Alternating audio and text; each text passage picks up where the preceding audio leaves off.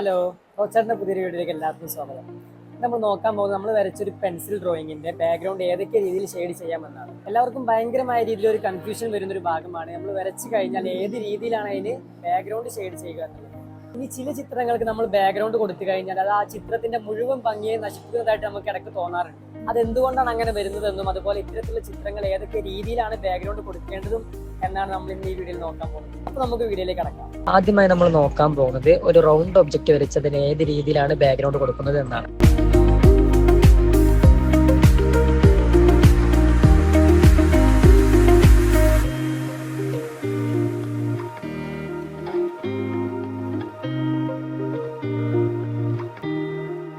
ഈ ഒബ്ജക്റ്റിൽ നമ്മൾ ഒരു ലൈറ്റ് വരുന്ന ഭാഗവും അതുപോലെ ഒരു ഡാർക്ക് ഷെയ്ഡ് വരുന്ന ഒരു ഭാഗവും ക്രിയേറ്റ് ചെയ്തിട്ടുണ്ട്.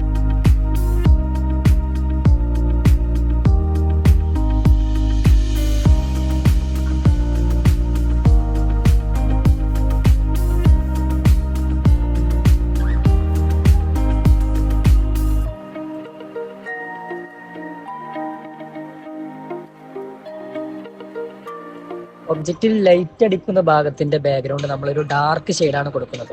അതുപോലെ ഒബ്ജക്റ്റിൽ നല്ല ഡാർക്ക് ഏരിയ വരുന്നിടത്ത് നമ്മൾ ലൈറ്റ് ബാക്ക്ഗ്രൗണ്ട് ആണ് കൊടുക്കുന്നത്.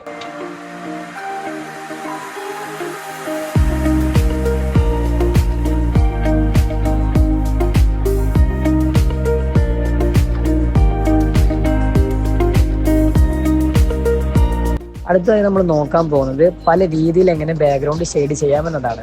ആദ്യമായി നമ്മൾ കൊടുക്കുന്നത് ഹാച്ചിങ് രീതിയിലുള്ള ഷെയ്ഡിങ് മെത്തേഡാണ്. ലൈൻസിന്റെ എണ്ണം കൂടുന്നതിനനുസരിച്ച് നമുക്ക് ഡാർക്ക് ഷെയ്ഡും അതുപോലെ ലൈൻസിന്റെ എണ്ണം കുറക്കുന്നതനുസരിച്ച് നമുക്ക് ലൈറ്റ് ഷെയ്ഡും കിട്ടുന്നുണ്ട്. അടുത്തതായി ബാക്ക്ഗ്രൗണ്ട് ചെയ്യുന്നത് ക്രോസ് ഹാച്ചിങ് മെത്തേഡ് രീതിയിലാണ്. ഓരോ ലൈൻസ് ക്രോസ് ചെയ്ത് ഡ്രോയിങ് ചെയ്താണ് നമ്മൾ ഈ ഒരു ഷെയ്ഡിങ് മെത്തേഡ് ക്രിയേറ്റ് ചെയ്യുന്നത്.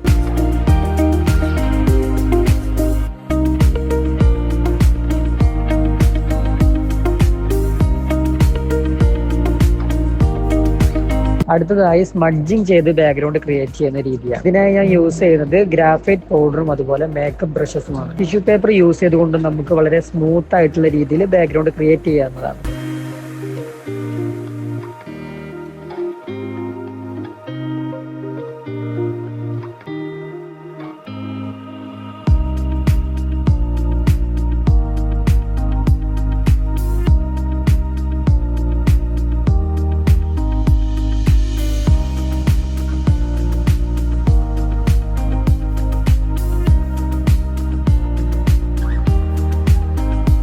നാലാമതായി ഒരു ബബിൾ എഫക്റ്റ് ക്രിയേറ്റ് ചെയ്തുകൊണ്ട് ഒരു ബാക്ക്ഗ്രൗണ്ട് സെറ്റ് ചെയ്യുന്ന മോഡലാണ്.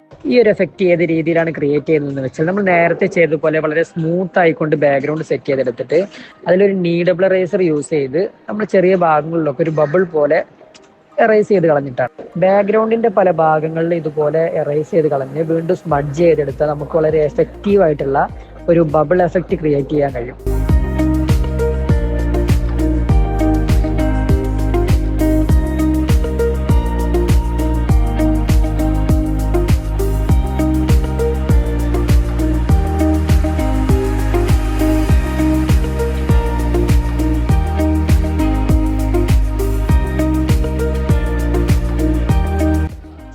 അവസാനമായി സ്ക്രിബിൾ ചെയ്തൊരു ബാക്ക്ഗ്രൗണ്ട് ക്രിയേറ്റ് ചെയ്യുന്നതാണ്. ഈ ഒരു സ്ക്രിബിളിങ് ചെയ്യുന്നത് പോലെ തന്നെ പല പാറ്റേണിൽ നമുക്ക് ബാക്ക്ഗ്രൗണ്ട് ക്രിയേറ്റ് ചെയ്യാൻ പറ്റും. നമ്മൾ ഡ്രോയിങ് ചെയ്ത ഒബ്ജക്റ്റ് അല്ലെങ്കിൽ ഒരു പോർട്രേറ്റിന്റെ സ്കിൻ ടോൺ ഒക്കെ നല്ല ഡാർക്ക് കളറുള്ളതാണെങ്കിൽ നമ്മൾ അതിന്റെ ബാക്ക്ഗ്രൗണ്ട് മാക്സിമം ലൈറ്റ് ആയിട്ട് കൊടുക്കുന്നതായിരിക്കും ബെറ്റർ ആവുക. അതുപോലെ ലൈറ്റ് ഒബ്ജക്റ്റ് ആണെങ്കിൽ നമുക്ക് അതിന്റെ ബാക്ക്ഗ്രൗണ്ട് മാക്സിമം ഡാർക്ക് ചെയ്യുന്നതായിരിക്കും ഭംഗി ഉണ്ടാവുക. ആ ഒരു രീതിയിലാണ് നമ്മൾ ബാക്ക്ഗ്രൗണ്ട് സെറ്റ് ചെയ്തെടുക്കാറ്.